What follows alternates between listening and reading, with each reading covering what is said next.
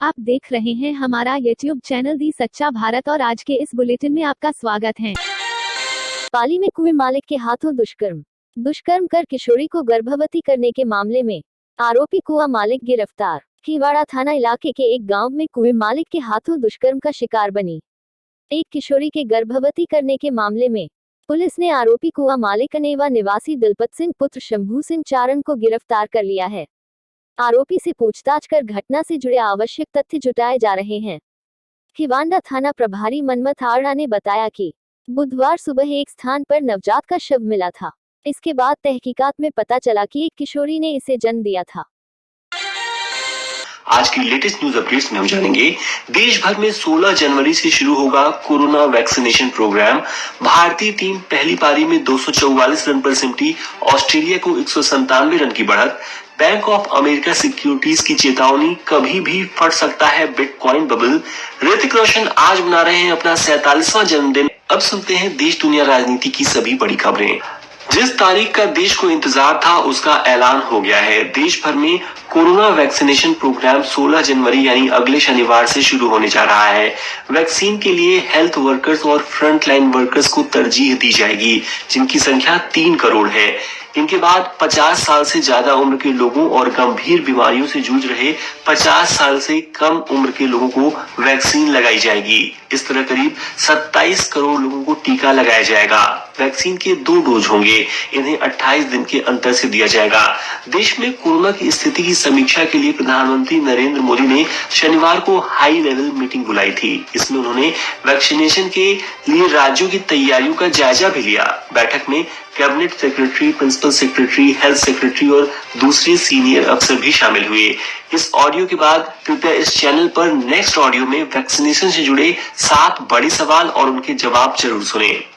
Friends, आगे बढ़ने से पहले एक जरूरी बात, भारत के सबसे ज्यादा सुने जाने वाले हिंदी न्यूज पॉडकास्ट में से एक आज का अखबार को अब आप आसानी से अपने व्हाट्सएप पे पा सकते हैं।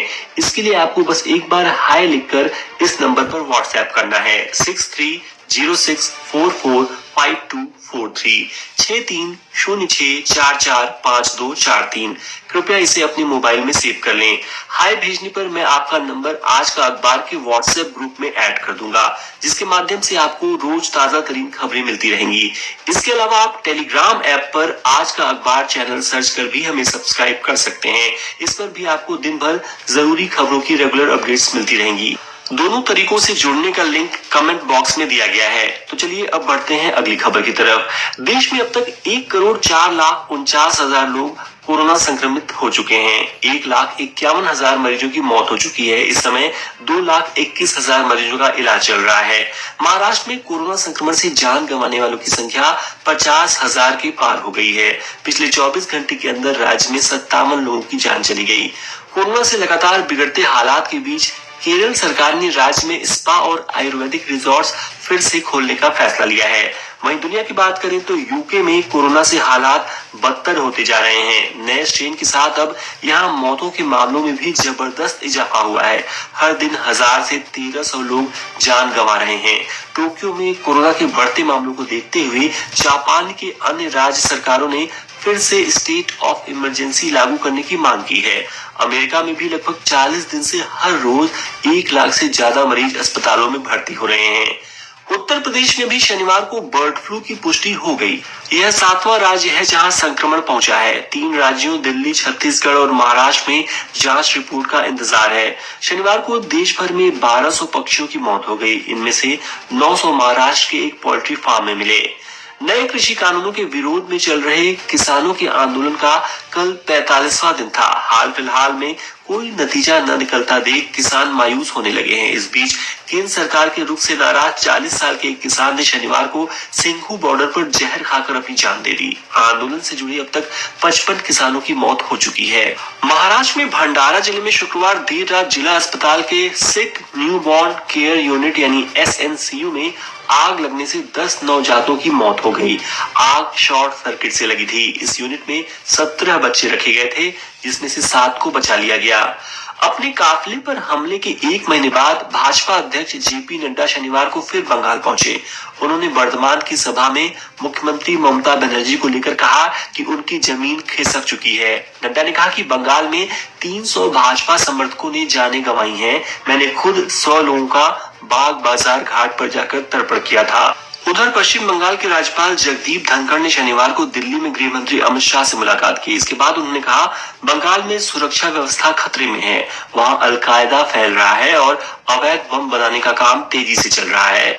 लद्दाख में line of actual control LAC पर भारत और चीन के बीच तनाव कम करने की कोशिशें हो रही हैं, लेकिन चीन अपनी हरकतों से बाज नहीं आ रहा। शुक्रवार को चीन का एक सैनिक भारतीय सीमा में घुस गया। मौके पर तैनात भारतीय जवानों ने उसे हिरासत में ले लिया। अमेरिकी संसद के अंदर और बाहर गुरुवार को हुई हिंसा के लिए डोनाल्ड ट्रंप को जिम्मेदार ठहराया जा रहा है। ट्विटर ने उनके personal account @real Donald Trump को परमानेंट ब्लॉक कर दिया है। बिहार चुनाव में JDU के प्रदर्शन को लेकर मुख्यमंत्री नीतीश कुमार का दर्द एक बार फिर छलका है। उन्होंने कहा कि चुनाव के दौरान सीटों के बंटवारे में हुई देरी की वजह से पार्टी को कई विधानसभा क्षेत्रों में हार का सामना करना पड़ा। ऐसा इसलिए हुआ क्योंकि उम्मीदवारों को चुनाव प्रचार के लिए काफी कम समय मिला। पाकिस्तान ने आखिर मान ही लिया है कि 26 फरवरी 2019 को बालाकोट एयर स्ट्राइक में 300 आतंकी मारे गए थे। पाकिस्तान के पूर्व राजनयिक आगा हिलाली ने एक लाइव टीवी डिबेट में यह बात कबूल कर ली। उनकी ओर से यह कबूल करना पाकिस्तान की बड़ी नाकामी माना जा रहा है, क्योंकि पाकिस्तान अब तक एयर स्ट्राइक में किसी की भी मौत होने से साफ इनकार कर रहा था। अब सुनते हैं बिजनेस वर्ल्ड की लेटेस्ट न्यूज। बिटकॉइन की तेजी से बढ़ती कीमत के बीच बैंक ऑफ अमेरिका सिक्योरिटीज ने चेतावनी दी है कि यह अब तक का सबसे बड़ा बबल साबित हो सकती है। महज 21 दिनों में दुनिया की सबसे बड़ी क्रिप्टो करेंसी की वैल्यू दोगुने से भी ज्यादा बढ़ चुकी है। भारत अब मॉरिशस से आने वाली ब्लैक मनी पर लगाम लगाने की तैयारी में है। सरकार वहां से आने वाले पैसों की पूरी जानकारी देना जरूरी कर सकती है। अब पैसों का मालिक कौन है, उसका नाम, पता, पासपोर्ट नंबर आदि बताने होंगे। सूत्रों के मुताबिक यह नियम बजट से पहले लागू हो सकता है। प्रधानमंत्री नरेंद्र मोदी पर गलत तरीके से कमेंट करने के आरोप में गो एयर ने अपने एक पायलट को नौकरी से निकाल दिया है। निकाला गया पायलट काफी सीनियर पायलट था। गो एयर ने कहा कि हमारी जीरो टॉलरेंस की नीति है। यह कमेंट सोशल मीडिया पर किया गया था। सरकार ने कहा है कि 2 लाख रुपए तक की सोने और चांदी की खरीद पर ग्राहक को पैन और आधार देने की जरूरत नहीं है, यानी किसी KYC की आवश्यकता नहीं है। मीडिया में ऐसी खबरें आ रही थी कि बजट में 2 लाख रुपए से कम का सोना चांदी खरीदने पर भी KYC जरूरी किया जा सकता है। इसलिए ज्वेलर्स अभी से ग्राहकों से पैन और आधार लेने लगे थे। इसी के बाद वित्त मंत्रालय के राजस्व विभाग ने यह स्पष्टीकरण जारी किया है। व्हाट्सएप की नई पॉलिसी की वजह से लोगों ने अब नए मैसेजिंग एप्स को इंस्टॉल करना शुरू कर दिया है। इसका सबसे ज्यादा फायदा टेलीग्राम और सिग्नल ऐप को मिल रहा है। सोशल मीडिया पर भी इन ऐप्स की चर्चा होने लगी है। दूसरी तरफ व्हाट्सएप पॉलिसी को लेकर जोक्स बन रहे हैं। अब सुनते हैं खेल जगत के मुख्य समाचार। भारत और ऑस्ट्रेलिया के बीच सिडनी में तीसरा टेस्ट खेला जा रहा है।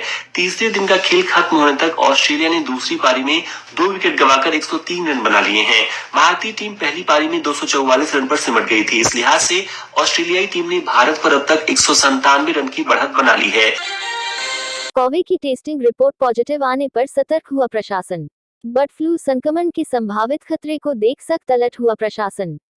पाली जिले में भोपाल भेजी गई मृत कौवे की रिपोर्ट में से एक कौवे की रिपोर्ट पॉजिटिव आने पर प्रशासन सतर्क हो गया और मुस्ती के साथ एहतियात तौर पर व्यवस्थाओं में लगा है।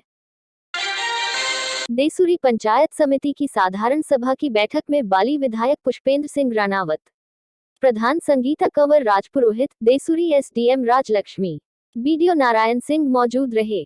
बैठक की शुरुआत उपखंड क्षेत्र की खुस्ताहाल सड़क के मुद्दों को लेकर हंगामेदार रही। देसूरी पंचायत समिति की पंचायतों के 18 सरपंचों ने एकजुट होकर घानेराव सरपंच शेखर मेवाड़ा को देसूरी सरपंच संघ का अध्यक्ष मनोनीत किया, जिस पर पंचायत समिति परिसर में शेखर मेवाड़ा का सरपंचों ने साफा एवं माल्यार्पण के साथ भव्य स्वागत किया। वहीं मेवाड़ा के देसूरी स्थित ऑफिस में भी समर्थकों ने पहुंचकर स्वागत किया। जोधपुर पुलिस कमिश्नरेट के विभिन्न थानों में दर्ज अवैध हथियार सप्लाई करने के मामलों में लंबे समय से फरार चल रहे 10,000 के इनामी बदमाश श्याम सिंह उर्फ टोनी उर्फ बिल्ला को पुलिस ने मध्य प्रदेश के बरवानी जिले में दबोच लिया। खास बात यह कि स्थानीय पुलिस को उसके अवैध हथियार बनाने व सप्लाई करने की जानकारी तक नहीं थी। जब जोधपुर पुलिस ने उसके अवैध हथियार बरामद किए तो उसके खिलाफ स्थानीय थाने में मामला दर्ज किया गया। उसके बाद जोधपुर पुलिस ने उसे प्रोडक्शन वारंट पर गिरफ्तार किया और उसे जोधपुर लेकर आई है। यहाँ उसके खिलाफ 13 मामले चल रहे हैं।